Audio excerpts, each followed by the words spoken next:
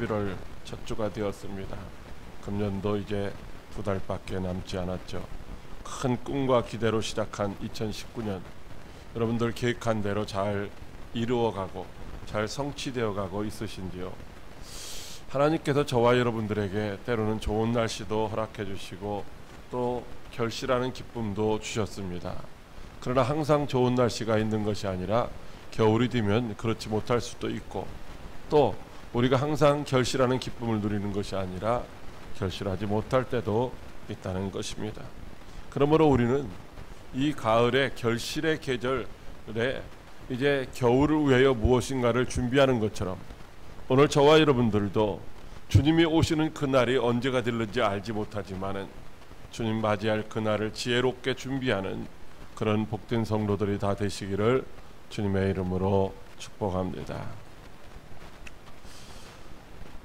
지난 2주간에 걸쳐 예수님이 세상을 심판을 어떻게 진행하시는가를 살펴보았습니다.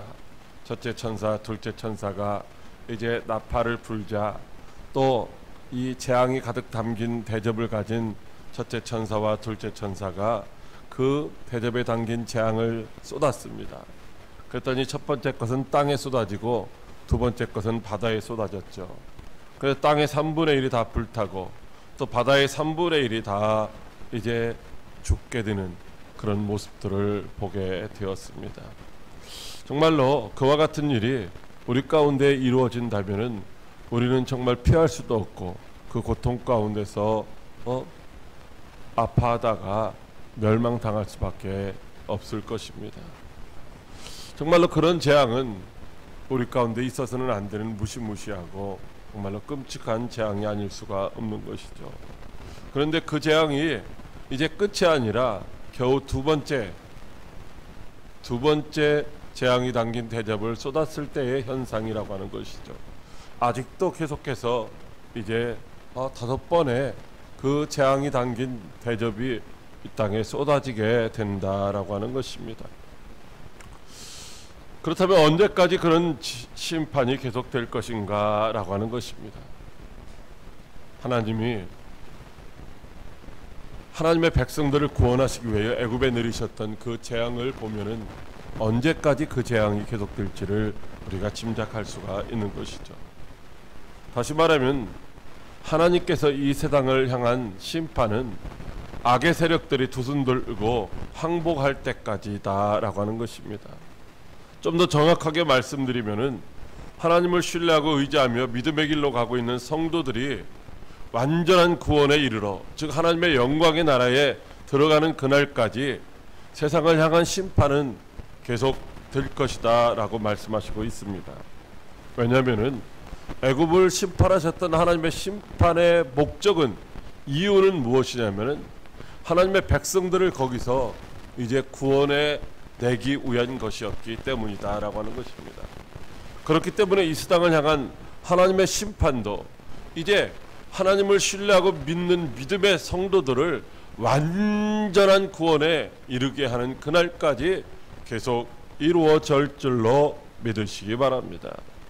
예수님은 지금도 세상을 향한 심판을 계속해서 진행하십니다. 그래서 다시 세 번째 나팔을 받은 그 천사가 나팔을 불자, 이제 또 세 번째 그 재앙이 담긴 대접을 들은 천사가 그 재앙을 땅에 쏟습니다. 그러자 하늘에서는 큰 이제 별이, 햇불같이 타는 큰 별이 강들의 3분의 1과 여러 샘물 가운데 떨어집니다. 그 결과 많은 사람들이 죽었다라고 말씀을 하시죠. 여러분, 큰 별이 몇 개냐면 하나입니다. 하나. 햇불에 타는 것 같은 큰 별 하나가 떨어졌는데 강들과 많은 여러 물샘이 이제 다 그 피해를 입었다는 거죠. 거기에 떨어졌다는 것입니다. 우리나라에도 보면은 한강도 있고 금강도 있고 영산강도 있고 낙동강도 있고 여러 곳에 강들이 있는데 하늘에서 큰 별 하나가 떨어졌는데 이 모든 강들, 여러 강들에 다 떨어졌다는 거죠. 그것이 우리나라에 뿐이겠습니까? 세계 만국에 있는 여러 강들에 그 별 하나가 다 떨어졌다라는 것입니다. 그 일로 겪게 될 큰 충격은 이루 말할 수가 없을 것입니다. 그래서 많은 사람들이 죽었다라고 말씀하시고 있는 것이죠. 그러나 여러분들이 정말로 하나님의 백성인 성도라면은 그런 일을 두려워하지 않아도 되는 줄로 믿으시기 바랍니다. 왜냐하면 성도는 하나님의 말씀에 순종하며 하나님의 나라에 소망을 두고 사는 자들이기 때문입니다. 하나님이 말씀에 순종하는 자들을 때로는 이 땅에서 필연적으로 당하는 고통 가운데 이제 밀어 넣으실 때도 있습니다. 그러나 분명한 것은 악인들이 멸망하는 그날이 주와 복음을 위하여 환난을 겪으면서도 끝까지 참고 견디는 성도들에게는 구원의 복된 날이 되는 줄로 믿으시기 바랍니다. 요한계시록은 예수님의 환난과 나라와 참음에 동참하는 성도들에게는 무서운 심판의 말씀이 아니라 완전한 구원의 기쁜 소식인 복음 중에 복음인 줄로 믿으시기 바랍니다. 그러므로 오늘도 예수님이 천사들을 통하여 진행하시는 이 세 번째 재앙을 통하여 들려주시는 말씀을 성령님의 음성으로 듣고 소망 중에 인내하며 승리하시는 여러분들이 다 되시기를 주님의 이름으로 축복합니다. 첫째로 큰 별이 하늘에서 떨어졌다고 하십니다. 요한계시록 8장 10절 말씀입니다. 하늘에서 셋째 천사가 나팔을 부니 횃불같이 타는 큰 별이 하늘에서 떨어져 강들의 3분의 1과 여러 물샘에 떨어지니. 아멘. 이 셋째 천사가 나팔을 불니까 하늘에서 횃불에 타는 것 같은 그런 아주 큰 불덩어리, 이 불덩어리의 큰 별이 이제 땅에 떨어졌습니다. 이 모습은 바로 주와 복음을 위하여 고난을 겪고 있는 사도 요한이 반모섬에서 고난 중에 기도할 때에 이제 환상 가운데 보여주신 장면입니다. 그러니까 횃불같이 타는 큰 별이 사도 요한이 환상으로 보았는데 아직 이 땅에 안 떨어졌을 수도 있다라는 거죠. 그러나 분명한 것은 반드시 사도 요한에게 보여주셨던 것처럼 횃불같이 타는 큰 별이 이 강들의 3분의 1과 물샘의 근원에 떨어지는 날이 반드시 있을 것이다 라고 하는 것입니다. 그렇다면 이 횃불에 타는 것 같은 큰 별은 도대체 무엇을 말하고 있는 것일까요? 이사야 14장 12절 이하의 말씀에 보면 너 아침의 아들 계명성이여 어찌 그리 하늘에서 떨어졌으며 너 열국을 엎은 자여 어찌 그리 땅에 찍혔는고 라고 말씀을 하시고 있습니다.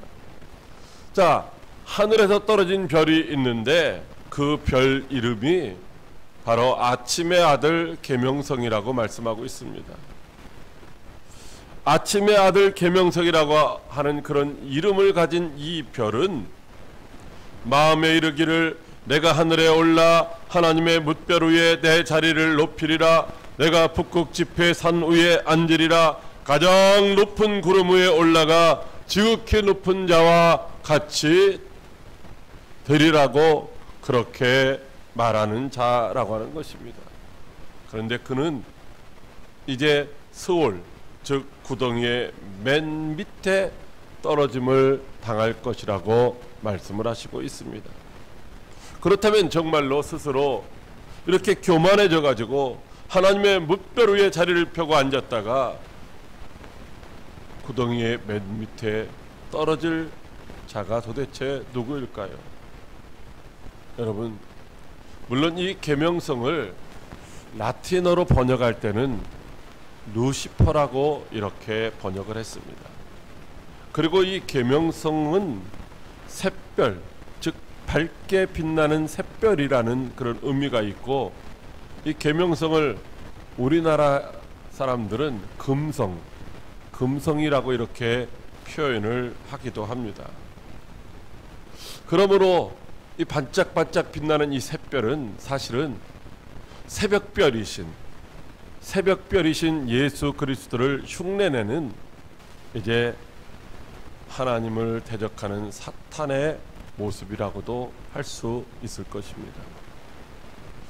그러나 이 너 아침의 아들 계명성이라고 하는 이 말씀이 기록된 이 이사야서 14장의 말씀은 바로 1절부터 3절까지는 이스라엘의 회복에 관한 말씀이고 4절 이하의 말씀은 바벨론의 멸망에 관한 말씀입니다. 그러므로 당시 아침의 아들 계명성은 하나님을 대적하는 세상 세력인 바벨론을 상징한다라고 할 수 있는 것이죠. 그리고 오늘 본문 11절 말씀에 보면 이 별의 이름을 또 쓴쑥이다 이렇게 말씀을 하시고 있습니다.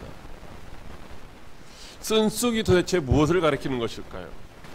여러분, 요한계시록은 전체가 404절인데 그 중에 약 68% 정도에 해당하는 268절이 다 구약 성경에서 인용되고 있다고 하는 것입니다.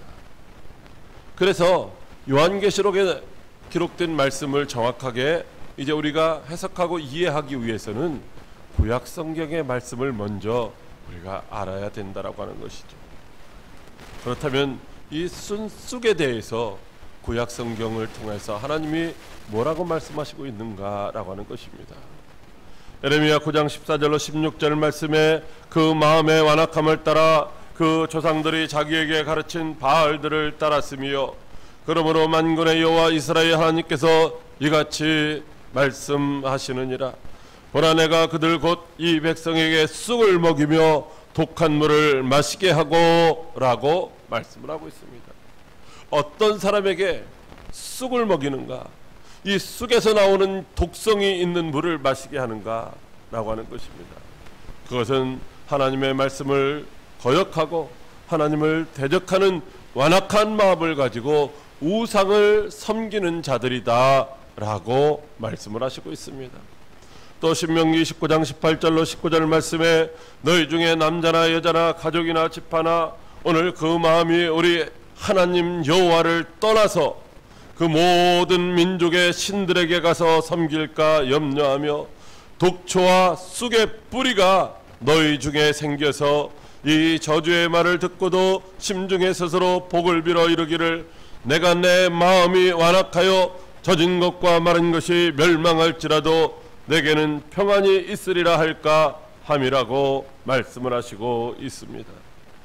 여러분, 하나님은 이스라엘의 하나님이 되시고 그들은 다 하나님의 백성을 삼아서 하나님이 주시는 이제 은혜와 축복을 받아 누리게 하시려고 이스라엘 백성들을 종살이하던 애굽에서 구원하시고 약속의 땅으로 인도하시며 약속의 땅에 들어가기 전에 하나님께서 저 시내산에서 계명을 주신 것처럼 모압 평지에서도 저 약속의 땅이 바라다 보이는 모압 평지에서도 다시 한번 계명을 주셨는데 바로 신명기 28장, 29장, 30장의 말씀은 하나님께서 주신 그 말씀을 지켜 순종하는 자들에게는 복을 받아 누리게 할 것이지만은 이제 하나님의 말씀을 불순종하는 자들은 저주를 받을 것이라는 말씀의 연속선 상에서 이 말씀이 주어지고 있다라고 하는 것입니다.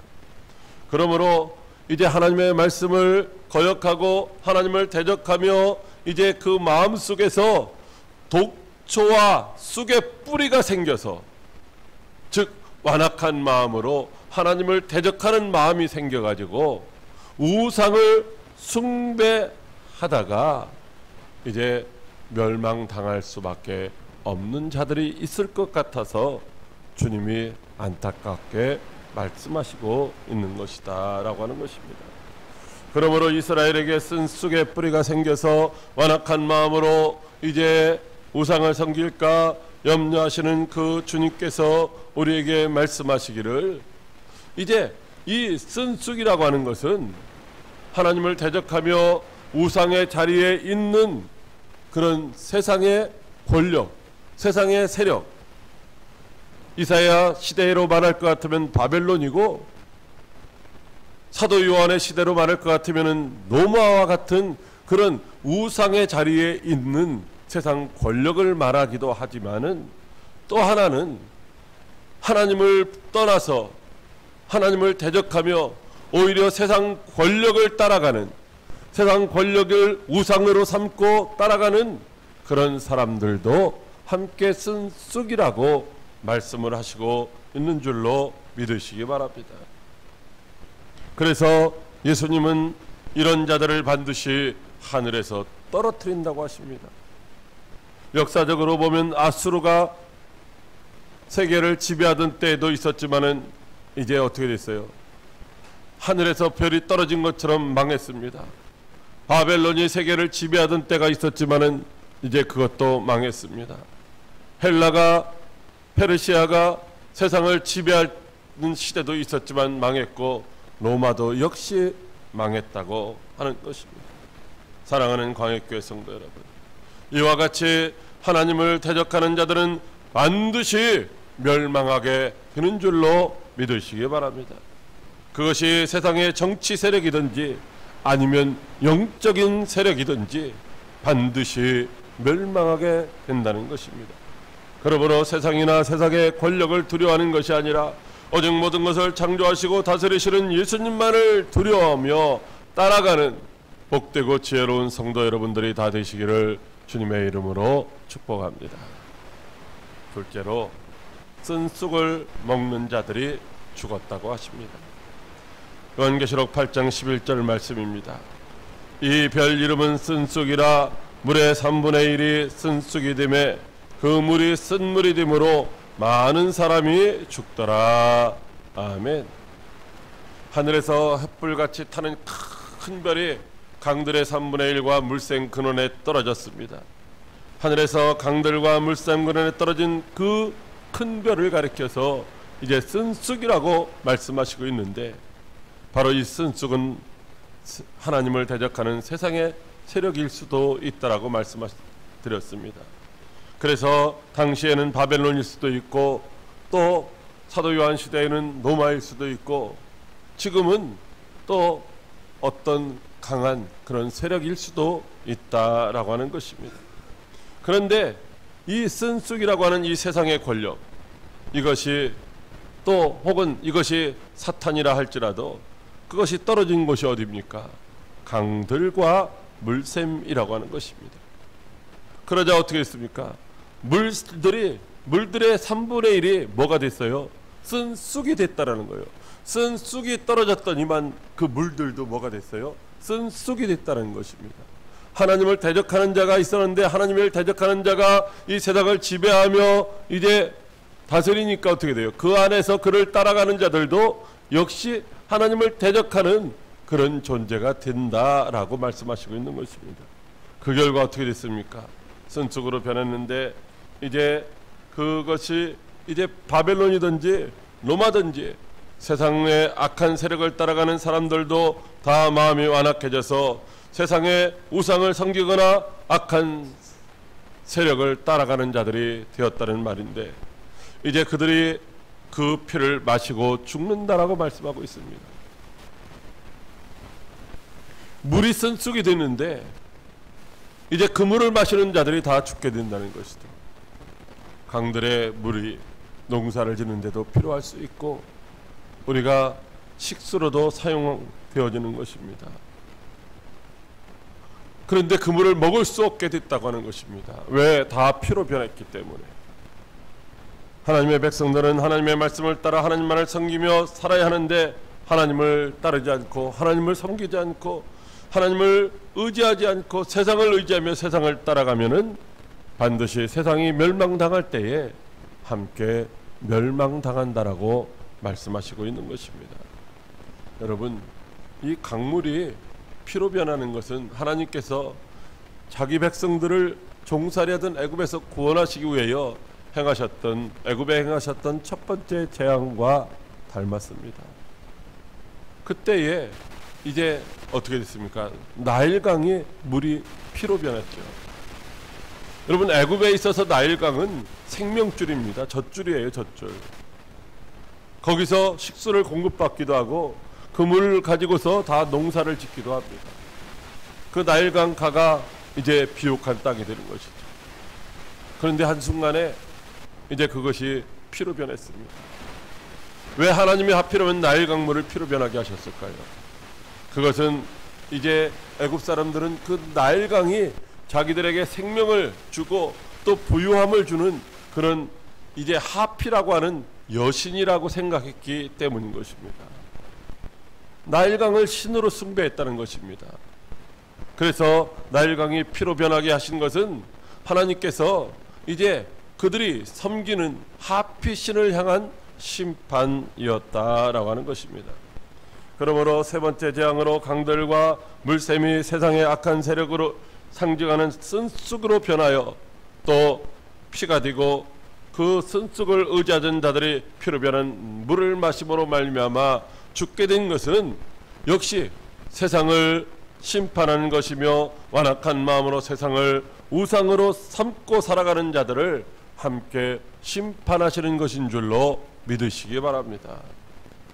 다시 말하면 예수님을 따라가면은 영생이신 예수님과 함께 영생 복락을 누리게 되지만은 세상을 따라가면 세상이 멸망하는 그날 세상과 함께 멸망당한다는 것입니다. 그러므로 아무리 힘들고 어려워도 반드시 예수님만을 따라가는 여러분들 다 되시기를 바랍니다. 아무리 멋있고 좋아 보여도 잠깐 있다가 없어지는 세상에 도취되어 따라가는 어리석은 자가 되지 마시기를 바랍니다. 절대로 완악한 마음으로 우상을 섬기는 어리석은 자가 되면은 반드시 멸망당하게 되는 것입니다. 죄악된 세상이 멸망하는 그날에 영광스럽고 신령한 몸으로 변화된 예수 그리스도의 신부로, 아름다운 신부로 단장되어서 신랑으로 오시는 예수님을 맞이하여 혼인잔치에 들어가는 여러분들이 다 되시기를 주님의 이름으로 축복합니다. 셋째로, 예수님의 심판은 참되고 의롭다고 하십니다. 요한계시록 16장 7절 말씀입니다. 또 내가 들으니 제단이 말하기를 그러하다. 주 하나님 곧 전능하신 이시여 심판하시는 것이 참되시고 의로우시도다 하더라. 아멘.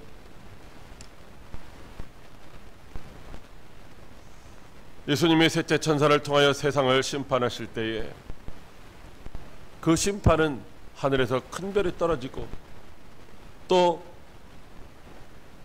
쓴 쑥을 향한 심판이었으며 완악한 마음으로 쓴 쑥을 따르는 어리석은 자들을 향한 심판이기도 했던 것입니다. 그들은 자신이 의지하던 피로 변한 강들과 물샘의 물을 먹고 죽었습니다. 그것이 없으면은 못 사는 줄 알고 의지하던 그 물을 먹고 죽었다는 것입니다.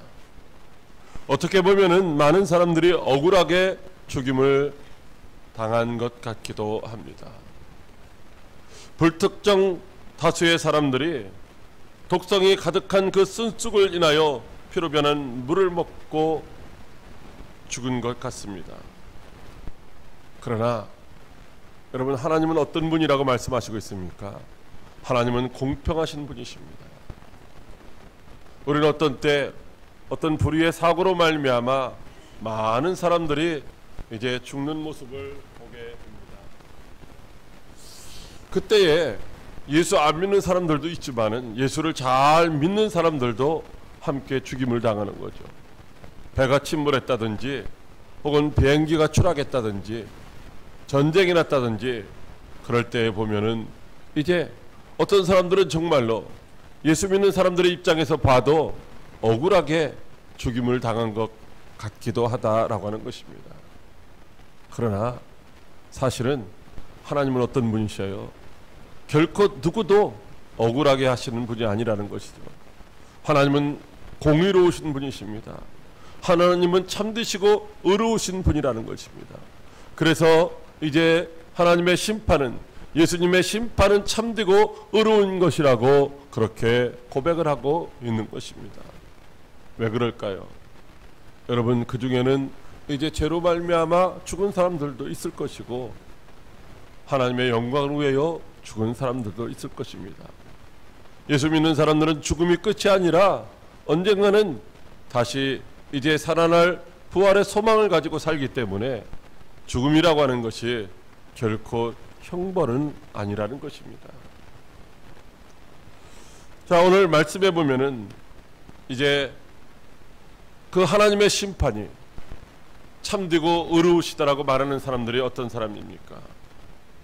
그들은 하나님의 말씀에 순종하지 않고 세상을 사랑하며 살아간 사람들이 아니라 하나님의 말씀을 따라서 순종하며 하나님을 사랑하며 살아갔던 사람들입니다. 그래서 그들은 말하기를